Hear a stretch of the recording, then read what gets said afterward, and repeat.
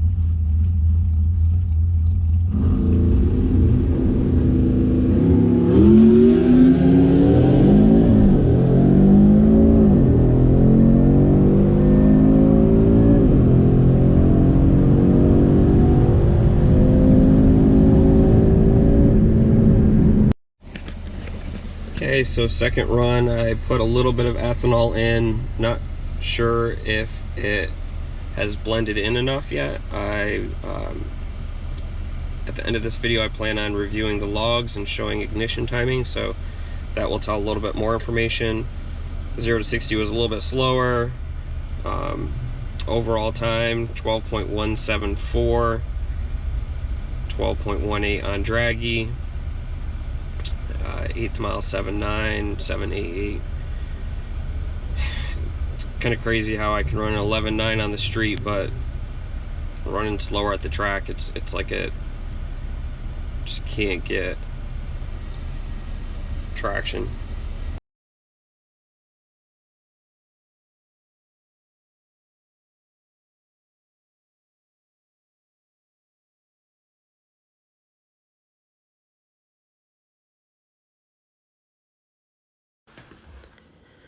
So after analyzing some data and really looking at these 0 to 60 graphs from Draggy, you can clearly see that the 3.52 gets up to 1G quicker. So it's hitting 20 mile an hour in 0.97 seconds compared to at the track, which is the graph on the right, it's hitting 20 mile an hour in 1.08 seconds.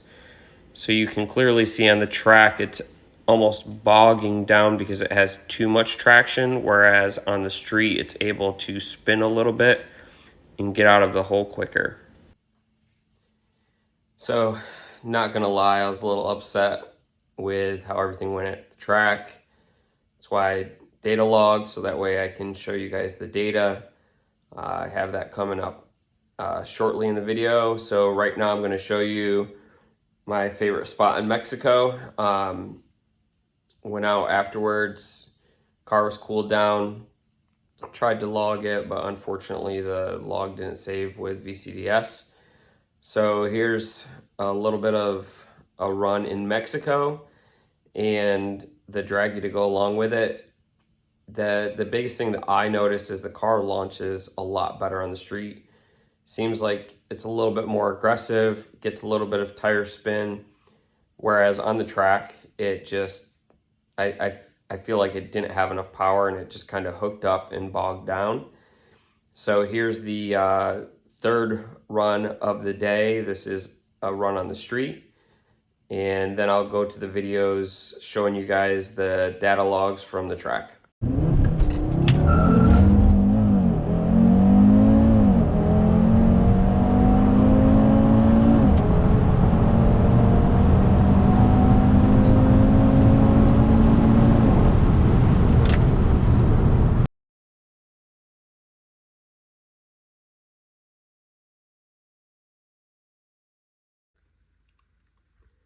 So I'm going to try to show this the best that I can.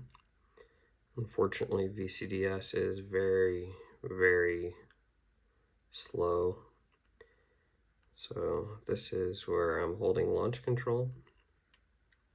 I logged ignition timing, charge air pressure requested, which is specified and actual, as well as the overall ignition timing. So in this graph, this pink line is the RPMs and the gear shift changes. So as you can tell, it kind of spins in first, and then down here you can see all of these lines. Those are all ignition retard.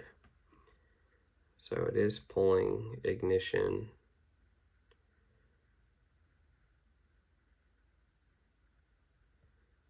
up to 3 degrees, it looks like, almost 4 degrees, depending upon the cylinder. And what we're going to concentrate on, just because fourth gear is the longest, which gives it the most data because how slow it is, right around 6,400 RPM, getting 12 degrees. Let's go back down to 6,000 RPM. Right around 6,000 RPM, we're getting 10.5 degrees of ignition timing. So let's take a look at the second run. Here's the second log. One thing I didn't mention in the first log is intake air temperature. So as you can see, it starts out pretty high and doesn't really get any better.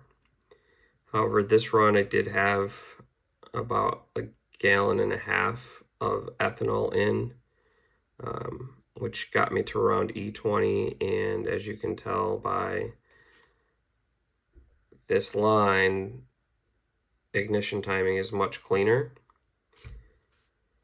And max ignition timing at 6,000 RPM is 11 degrees, so that's about 1.5 degrees more than what it was in the first run.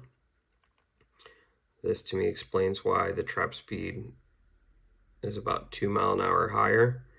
However, the intake air temperature is really holding this car back. On the track, you sit in staging lines and it just heat soaks the heck out of the car. I noticed on the street my intake air temps are significantly lower. I really can't stand logging with VCDS, so I'm going to get more data with a better data logger soon that's going to give me a lot more information to go off from, so that way I can have a better understanding of what the car's doing. But as you can see, ignition timing is significantly better with just a little bit of ethanol in the car, and it did improve my times. I wanted to show a screenshot of my most recent 0 to 60 mile an hour. As you can see, the ones at the very bottom are the first two from the track today, a 3.92 and a 4.03. These are two of the worst times that I've had. But if you look at the times above that, you can see I had as low as a 3.52, and 3.7 was probably the average. So the car definitely has a better 0 to 60 on the street than it does the track.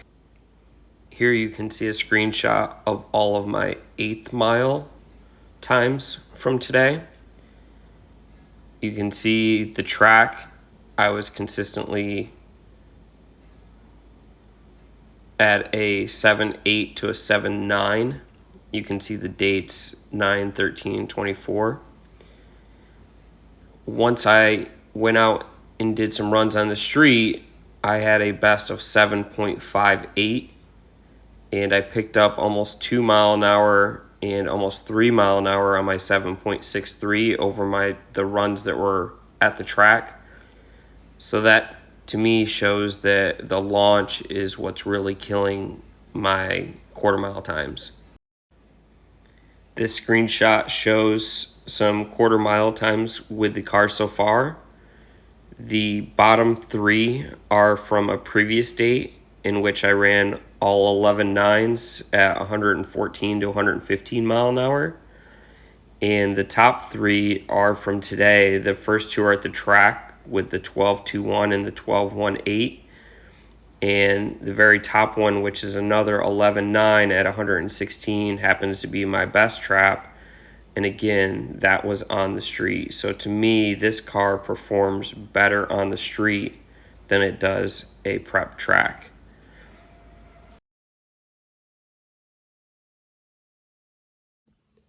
So some of the things I learned today is that the car with the Continental DWS all-season tires just does not perform as good at the track as it does on the street.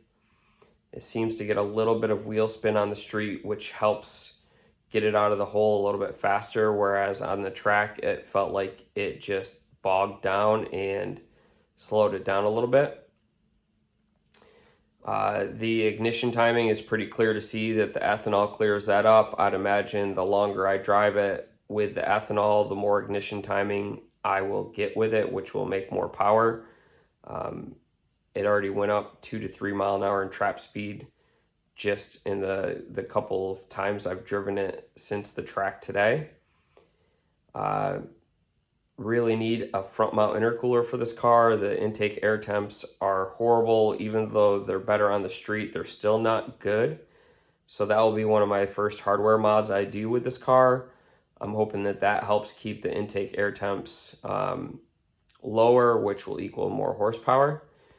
So that might be the next video I do, or it could be tuning the car. It could be other hardware. I'm not quite sure at this point in time. So stay tuned to the channel. If you've made it this far through the video, I really appreciate you. If you can, hit that like and subscribe button. Thanks and have a great day, guys.